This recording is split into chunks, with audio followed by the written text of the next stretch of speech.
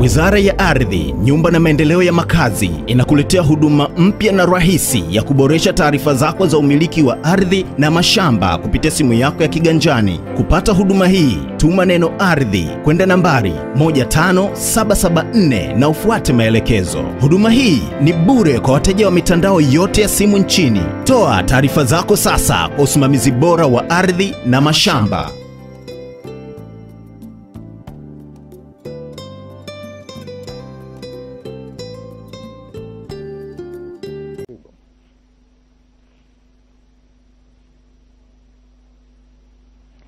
Baadhi ya wazee mkoani Morogoro wamempongeza Rais Dr. John Magufuli kwa kuteua wizara itakayoshughulikia masuala mbalimbali yanayowakabili wazee, ikiwemo kupunguza au kukomesha kabisa mauaji ya wazee yanayoendelea kufanyika katika baadhi ya mikoa hapa nchini.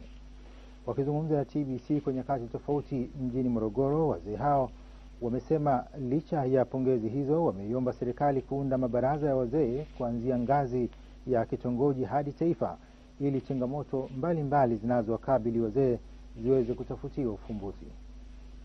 Mwandishi wetu Monica Liampayo kutoka Morogoro anaripoti zaidi. Kuteuliwa kwa baraza jipya la mawaziri, wazee mkoani Morogoro wamempongeza Rais Dr. John Magufuli kwa kuwaingiza rasmi wazee katika Wizara ya Afya, Maendeleo ya Jamii, Jinsia, Wazee na Watoto, na kumteua Waziri Mwalimu kuongoza wizara hiyo, kuwa huenda ukawa mwanzo mzuri kwa wazee kupata uwakilishi katika ngazi za juu serikalini. Mimi naamini kwamba katika hili, baada ya kuweza kutangazwa kwamba wazee wameundiwa wizara, inatufurahisha na inatufariji, kwa sababu kundi la wazee, mauaji haya ni makubwa sana, hasa kwa upande wa kanda ya chukulia mikoa ya Geita, Shinyanga, Mwanza, Simiyu, Mara na hata Kagera, na imeanza kupanuka kuelekea Kigoma, Tabora, na inaruka inakwenda Mbeya na hata kule Mvuma. Lakini hiki kitu ni budi kiweze kupewa utaratibu wa namna ya kuweza sheria.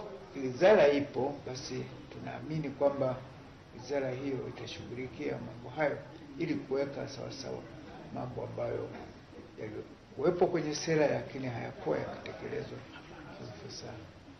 Na vile vile kwa kuwa wizara imeshakuwepo, basi uundaji wa mabaraza ya wazee uwepo kuanzia kwenye vijiji, na vile vile ukiwepo na hiyo baraza kuwe na wawakilishi. Ndani ya miaka 5 tuna matumaini kutakuwa na mabadiliko makubwa, na kiongozi yoyote wa chama cha siasa anempinga Magufuli kwa sasa hivi, maana uchaguzi umekwisha, sasa hivi kuwatumikia wananchi, na Watanzania wengi sasa hivi wana matumaini na Mheshimiwa Rais, wana matumaini na baraza lake la mawaziri.